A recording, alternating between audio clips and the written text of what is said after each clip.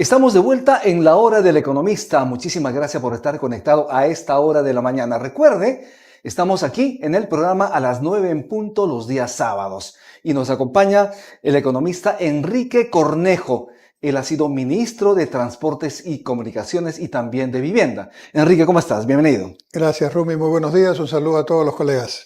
Hay una situación complicada en el país, necesitamos crecer para generar empleo, necesitamos desarrollo. ¿Cuáles son esas medidas inmediatas que el próximo gobierno debería tener en cuenta una vez que asuma la presidencia el próximo 28 de julio? Bueno, establecidas medidas que busquen un punto mínimo de, no sé si de reconciliación, pero por lo menos sí de estabilidad en lo político y social, ¿no? Creo que claramente en lo económico hay que hacer un esfuerzo muy importante, yo diría un shock de inversiones, porque hay muchos proyectos paralizados en el sector público y la inversión privada también está esperando definiciones del tema político, y necesitamos hacer ese esfuerzo para pasar del 3,2, 3,3% anual en el que hemos estado en los últimos años, por lo menos al 5 o al 6%. Un shock de inversiones sustentado fundamentalmente ¿en qué? ¿Cuáles son las prioridades para ese shock? Bueno, definitivamente los proyectos que están más encaminados y bastante lentos o paralizados son los proyectos de infraestructura. Okay. Ahí tenemos posibilidad de avanzar, creo que con un poco de liderazgo y seguimiento, y esos proyectos tienen la ventaja que generan automáticamente un impacto en la economía vía empleo directo o indirecto. Estamos hablando de proyectos aproximadamente por cuánta cantidad de dinero.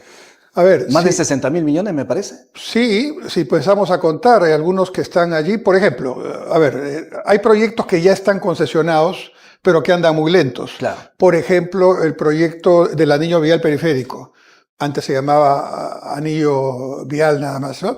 Que es un proyecto muy interesante porque va a convertirse en un corredor camionero alternativo a la Panamericana y que va a su vez a ayudar mucho a descongestionar Callao y a conectar el transporte. Ahí nomás tenemos unos 6.000 millones tranquilamente, los cuales, digamos, podrían activarse. Yo tengo experiencia en este tema, simplemente hablando con los concesionarios para trabajar en 2 turnos, para trabajar de alguna manera, de manera más coordinada para levantar las trabas que normalmente ocurren cuando hay interferencias. Interferencia le llaman los ingenieros a todo aquello que evita que pueda avanzar el proyecto como está en el documento, en el proyecto. Claro. Por ejemplo, una tubería que aparece que no está, digamos, de alguna manera ubicada, y hay un montón de tuberías de todo tipo que han sido enterradas pero no están en el plano. Y eso hay que tomar decisiones rápido. A veces la burocracia de este tema demora mucho, y sobre todo las expropiaciones. Yo creo que en mi experiencia las expropiaciones no pueden dejarse con una carta bajo la puerta diciendo ya está usted expropiado, de acuerdo a la ley tiene que salir en tanto tiempo. Es un tema humano, hay que conversar, hay que poner la cara y hay que encontrar soluciones en el interín. Y estos temas, como comento, pueden ayudar a facilitar el proceso en proyectos de infraestructura. También tenemos algunos que están ahí en proinversión y que son muy importantes, sobre todo para poner en valor este corredor que está estudiándose entre Callao, Ancón y Chancay. ¿No? El corredor para potenciar Chancay, obviamente. Para potenciar todo el eje, ¿no? Tenemos ahí al puerto del Callao, al aeropuerto internacional Jorge Chávez, tenemos al parque industrial de Ancón y tenemos al puerto de Chancay, y probablemente, no lo sé exactamente, pero me da la impresión que la primera oferta de zona económica especial privada, cuyo reglamento ya salió, estará en ese corredor, ¿no? Y ahí tenemos también que hacer algunas cosas. Por ejemplo, tenemos que sacar rápidamente el puente definitivo en Chancay. No podemos estar con puentes artificiales. Provisionales. Eso también requiere un seguimiento especial. Tenemos que tomar una decisión con respecto a por dónde va a ir la ampliación de la Panamericana Norte cuando cruza Chancay y Huaral. Hay una discusión entre Chancay y Huaral sobre cómo hacerlo. En realidad no es entre Chancay y Huaral, es entre el MTC y el Ministerio de Vivienda, ¿no? Claro que sí. Uno quiere poner un viaducto como el de la línea 1 del tren sobre la carretera panamericana, que es seguramente más rápido, pero es más caro e invasivo. Y otro quiere, como es razonable, seguir la línea que va hacia el este, por donde además está trazado el tren de cercanías norte. Entonces ahí sería una sola expropiación, Claro. un solo EIA, etcétera, etcétera. ¿Y el impacto en el empleo de estos proyectos cuánto sería? ¿Se ha Muy estimado? fuerte, muy fuerte. Yo siempre recuerdo que en el año 2008, cuando era ministro de Vivienda, y crecíamos al 7% promedio, y el 2010 llegamos casi al 9%, un día fui a Construcción Civil en Cangallo, donde el secretario general era el entonces señor Guamán, que lamentablemente ha Mario fallecido, Guamán, Mario así Guamán, es. además jefe de la CGTP, y le dije, oiga, yo cuando era estudiante de economía estudié una palabrita que se llama pleno empleo, y nunca pensé encontrarme con una situación de pleno empleo en construcción civil. Usted no tiene ningún trabajador ocioso, y más bien todos quieren entrar porque los proyectos están a la mano. Sí, me dijo, es cierto. Bueno, cambie su discurso, le dije, y va a pasar usted a la historia. Empiece como dirigente sindical a pedir a los empresarios que le aumenten el salario si es que aumenta la productividad, Claro. que es un concepto muy antiguo de nosotros los economistas, ¿no? No, me dijo, eso no lo puedo hacer porque eso va contra mis principios. Bueno, ya. Pero la construcción mueve muchísimo empleo. Efectivamente, es un sector que dinamiza la economía porque tiene una cadena de valor increíble. Sí, además hay proyectos, entiendo, que en el sector privado que también han estado esperando este proceso político y su definición.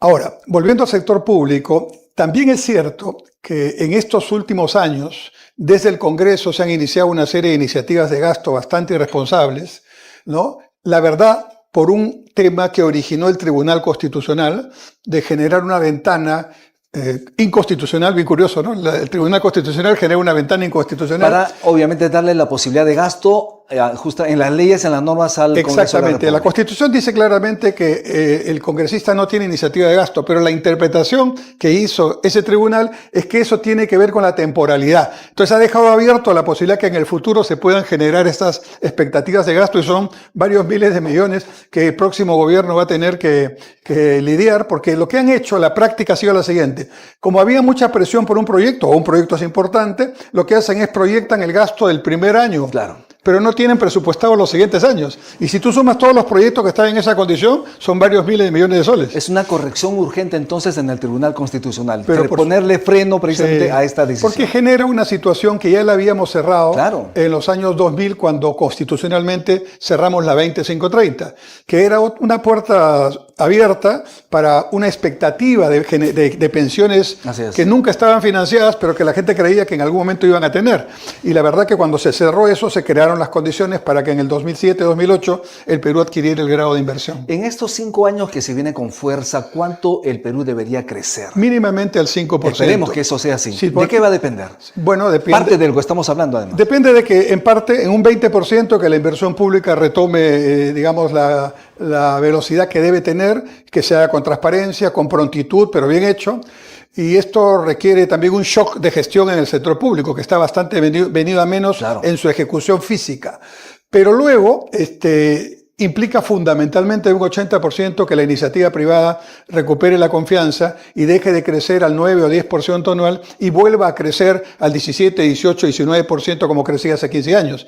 Y eso es fundamentalmente lo que va a generar el empleo y lo que va a generar los ingresos para disminuir la pobreza. Cuando los ministros se instalen en sus puestos, cuando efectivamente la nueva burocracia se instale, va a pasar un tiempo para que tomen decisiones adecuadas. Efectivamente, ¿cuánto, por tu experiencia, cuánto tiempo ocurre, va desde que el ministro asume hasta que los técnicos decidan, toman decisiones para poner a andar esta maquinaria? Sí, yo creo que en este momento, quienes están en carrera, sí, deben ya estar pensando en eso, porque el tiempo ya es muy corto. Así es. Felizmente, por lo menos de los que yo conozco, en alguna de las posiciones, hay una mayor capacidad técnica con experiencia que puede hacerlo mucho más rápidamente.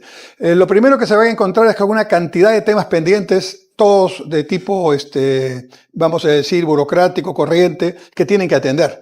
O sea, si un ministro no se ha preparado antes, por lo menos en 2 o 3 temas fundamentales, pues no la va a hacer. Porque luego la cotidianidad lo abruma, y las emergencias que van a haber, porque tenemos un segundo semestre con un niño global ya anunciado.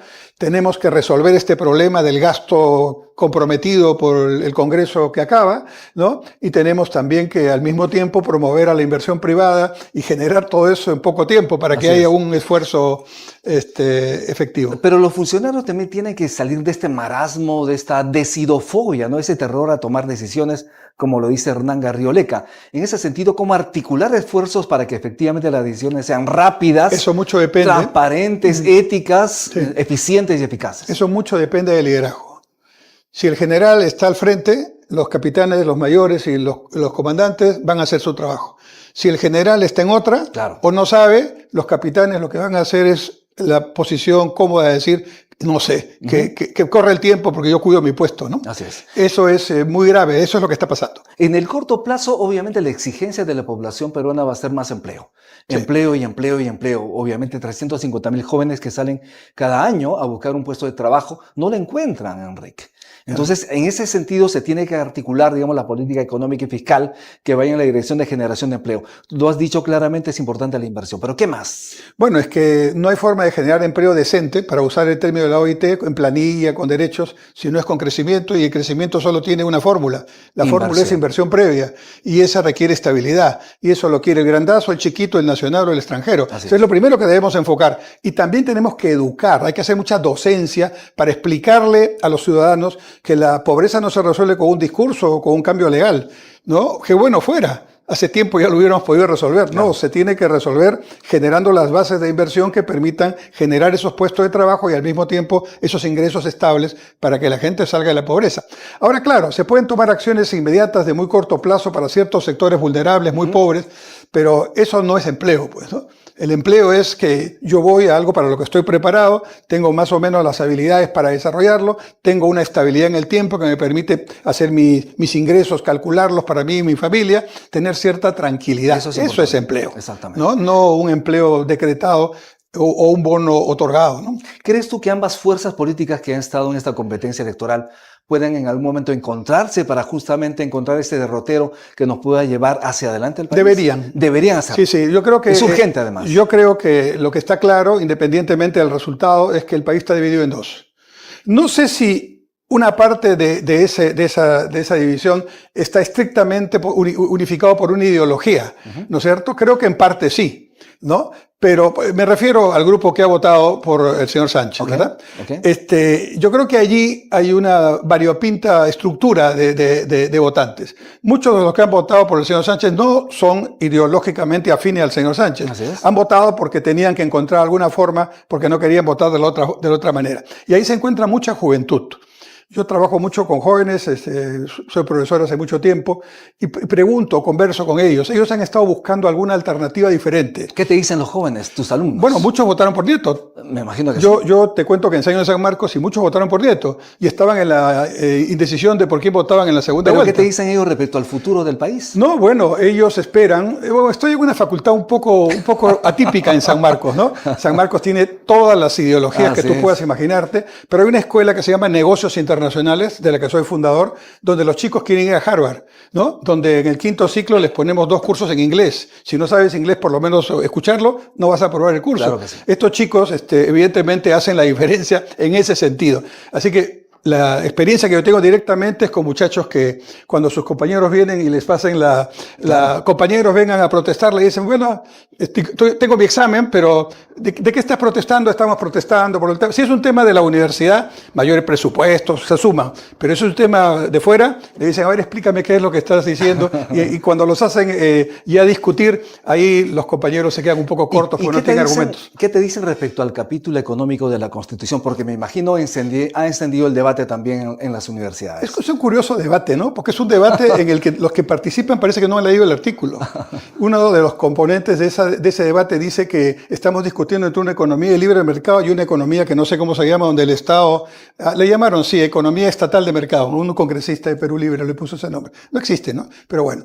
Entonces, la Constitución no dice economía de libre mercado, dice textualmente, artículo 78, título 3, la iniciativa es libre, punto, se ejerce en una economía social de mercado.